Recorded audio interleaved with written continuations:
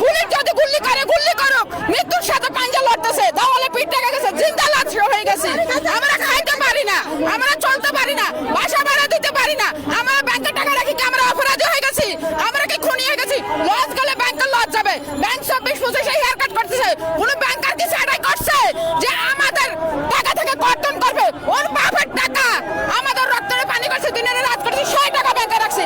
ওই টাকা যদি আমরা সবজি বিক্রি করতাম তাহলে আমাদের আজ প্রফিট আসতো। আমাদেরকে আর আত্মহত্যা এভাবে দিলে দিলে না মারা, আমাদেরকে একবারে গুলি করে দেখ। আমরা গুলির জন্য আমরা রাজি আছি, মৃত্যুর জন্য রাজি আছি। আমি চাঁদপুর থেকে আসছি, কালকে রাত আমি উঠছি।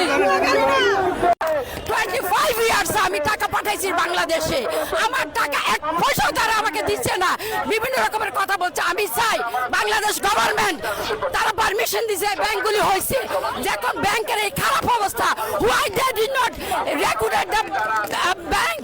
তারা এজেন্সি কেন করে নাই? এজেন্সি যদি করতো তাহলে আমাদের এখানে আসতে হতো না। আমরা not on the footpath street people, আমরা বাইরের মানুষ, আমরা ঘরের মানুষ, বাইরে আসছি বিকজ ইট আনটলারেবল। আপনারা কেউ কেন হাত ছাড়বেন না।